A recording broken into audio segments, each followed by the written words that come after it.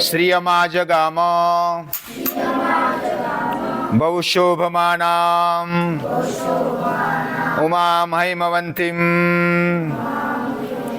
तां होवाच किमेतद्यक्षमिति सा ब्रह्मेति होवाच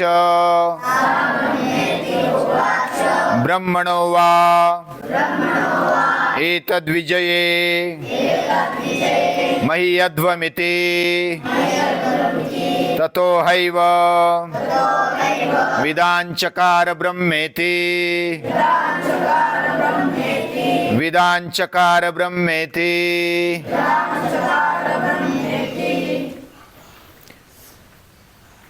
नवरात्रि का उत्सव चल रहा है। हम देवी की उपासना कर रहे हैं। महाकाली, महालक्ष्मी, महासरस्वती, ऐसे तीनों रूप देवी के ही माने जाते हैं। और उसका जो मूल रूप है, दुर्वृत्त वृत्त शमनम तव देवी शीलम, उसका शील, उसका चरित्र कैसा है? दुर्वृत्ति को शमन करने वाला, वृत्तियों का संयम रखने वाला, ऐसा उसका रूप है।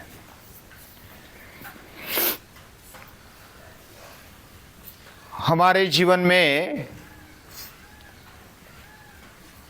हम जब इस सृष्टि में रहते हैं और एक एक विषय को देखते हैं तो विषय हमें आकर्षित कर लेता है। हर इंद्रियों का एक एक विषय है और एक एक विषय आकर्षित कर लेता है तो मनुष्य का अधःपतन हो जाता है। इतनी सारी शक्ति एक एक विषय में होती है और सभी विषय हमारे साथ जुड़े हैं।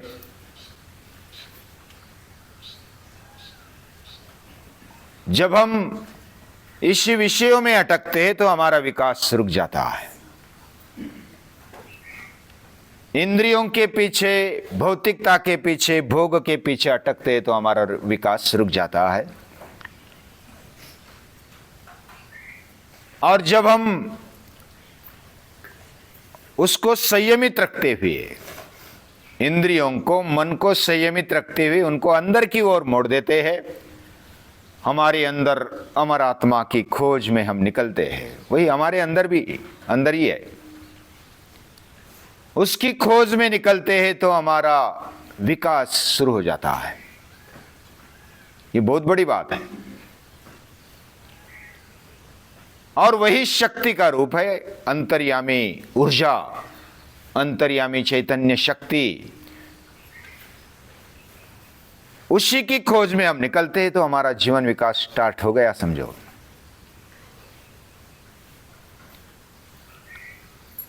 और वो जो अंदर का रूप है वह हमें दिखाई देता नहीं, वह हमें समझ में नहीं आता, लेकिन कोई ऐसी ऊर्जा है, ऐसी शक्ति है जो हमें प्रेरणा देती है, जो हमारे मन में मनन करने की शक्ति देती है, बुद्धि में सारासार विवेक करने की शक्ति देती है।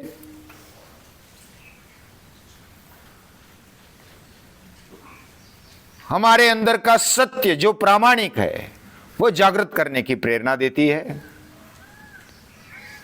साथ में रहने की, इस सृष्टि को समझने की शक्ति देती है। और वह शक्ति है, ऊर्जा है, वह स्त्री रूप है, वो महिला का रूप है, वो मां का, जगदम्बा का रूप है। और वही हमारे दुर्वृत्ति का शमन करती है हमारे अंदर बैठकर। और ये बहुत बड़ी बात उपनिषद दादी मां समझाना चाहती है। हमारे अंदर ही वही शक्ति है और वह शक्ति हमें जागृत करती है। और इधर कहानी में भी वैसा ही हुआ। देवों की विजय की सभा चल रही है। असुरों पर, दैत्यों पर विजय पाया और आनंद उत्सव मना रहे, जश्न मना रहे। भूल गए किसने हमें शक्ति दे दी। ये मनुष्य का मूल स्वभाव इधर जागृत होता है। भोग में रम्माण होना, या तो जब हम खुशी में आते हैं तो हमारा मूल रूप भूल जाते हैं। वैसा देवों की ये कथा सुनाकर केनोपनिषद ने हमें कुछ समझाया है। और केनोपनिषद मतलब वो परब्रह्म जो चैतन्य शक्ति है वो समझाना चाहती, वो रूप लेकर आती। यक्ष का अग्नि इतना ज्ञानमय तेजोमय है वह समझ नहीं पाता। वायु इतना शुद्ध है, सर्वगामी है, सामर्थ्यवान है, कीर्तिमान है, वह भी समझ नहीं पाता। फिर इंद्रदेव स्वयं आते, वह महान कर्मयोगी है। उनके जैसा कर्मयोग कोई कर नहीं सकता। इतनी शक्ति है, इतना बल है, इतना कर्मयोग है। ये सब कुछ होने के बावजूद भी उस शक्ति को यक्ष को समझ नहीं पाए। और इंद्रदेव जब स्वयं आते हैं तो वह शक्ति अंतर्धान हो जाती है, यक्ष अंतर्धान हो जाता है, गायब हो जाता है। और गायब होने के साथ जब इंद्रदेव नम्रता से आगे बढ़ता है तो स्त्री रूप लेकर, यानी अचानक तेजस्वी ऐसी एक स्त्री सामने आ जाती है। उमाम हेमवंतिम, हिमालय की कन्या जैसी सुंदर और तेजस्वी ऐसी स्त्री रूप लेकर उसके सामने खड़े हो जाती है, इंद्रदेव के सामने। तो इंद्रदेव वही आदर से, नम्रता से पूछते हैं कि यक्ष कौन है। मैं समझ नहीं पाया।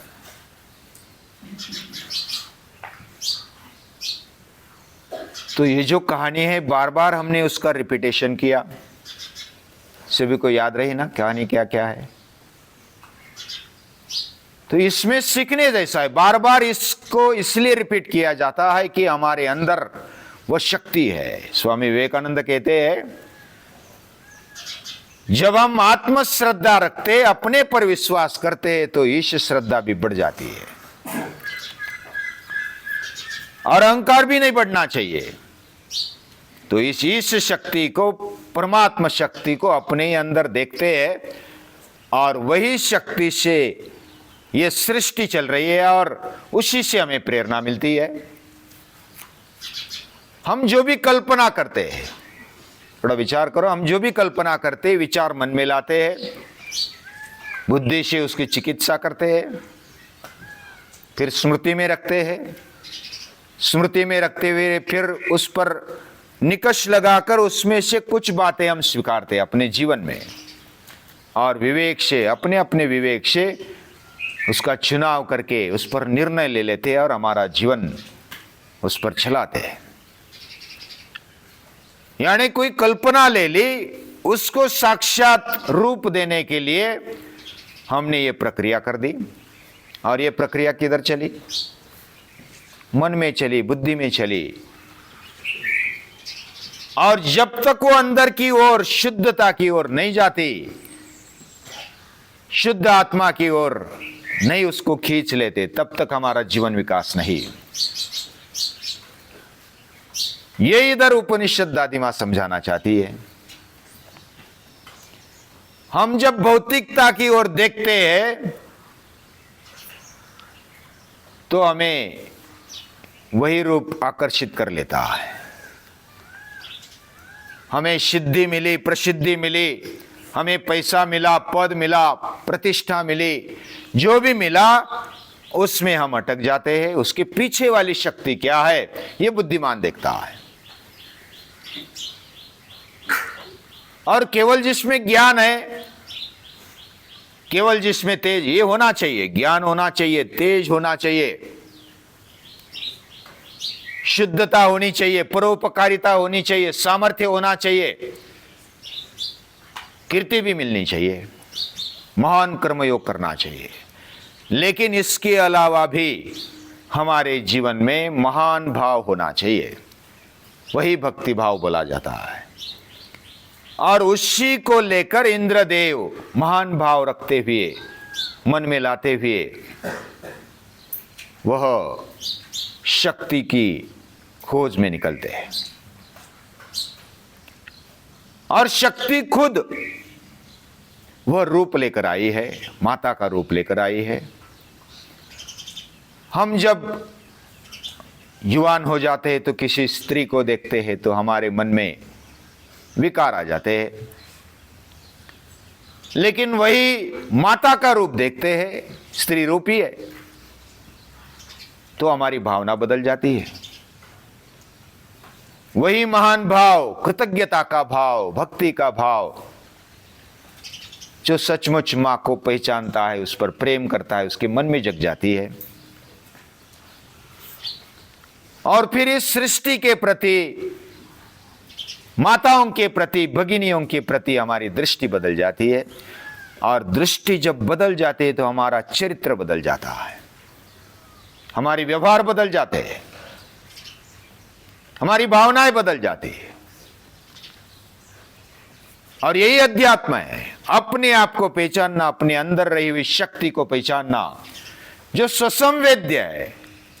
और उसको हम बाह्य रूप में देख नहीं सकते। बाह्य रूप में देखते हैं तो हमें सौंदर्य दिखाई देता है, आकर्षकता दिखाई देती है, अलग अलग प्रकार का आकर्षण हमें लगता है और हम उसमें फंस जाते, प्रलोभन में आ जाते हैं। लेकिन वही हृदयंगम रूप, यानी स्त्री रूप जब देखा इंद्रदेव ने, तो कौन सी भावना से देखा? भोग भावना से नहीं देखा, केवल अपनी आंखों से नहीं देखा, उन्होंने हृदय से देखा। वही महान भाव है। सर्वस्य चाहम हृदय सन्निविष्टो। ये कौन है, कौन शक्ति है हमें चला रही है?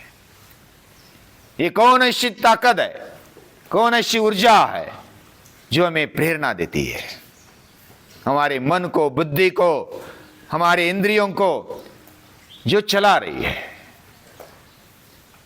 हमें यश देती है, प्रसिद्धि देती है, हमें ज्ञान देती है, ज्ञान करवा देती है, विवेक देती है, हमारा जीवन प्रकाशमान करती है, शुद्ध करती है, परोपकारी बनाती है। ये जो आकर्षक ऐसा जीवन हमें देती है, वह कितना आकर्षक होगा जिसने बनाया। ये हृदय से देखने वाली दृष्टि हमें चाहिए, और वह इंद्रदेव के अंदर दिखाई देती है। इंद्रदेव सामान्य नहीं है। जो माता का रूप है, हम नवरात्र मना रहे हैं, माता का एक चैतन्य रूप, जैसे गुजरात में गरबा खेला जाता है, हम भी खेलते हैं। अंदर एक घट रखते हैं, उसमें एक दिया जलाते हैं, और उस घट को ऐसे छिद्र होते हैं, बहुत सारे छिद्र होते हैं, और उसमें प्रकाश आता है। छिद्र हमारा रूप है, अंदर चैतन्य है, वह देवी का रूप है। हमारे अंदर से प्रकाश, जो भी चैतन्य ऊर्जा बहती है या तो प्रवाह चल रहा है, वो उसी का है, वो हमारे नहीं है, वो घट का नहीं है, छिद्र का नहीं है, वो अंदर बैठे हुए तेज का है, उस ऊर्जा का है, चैतन्य का है। ये बात याद रखो। ये उपनिषद दादी माँ हमें समझाना चाहती है।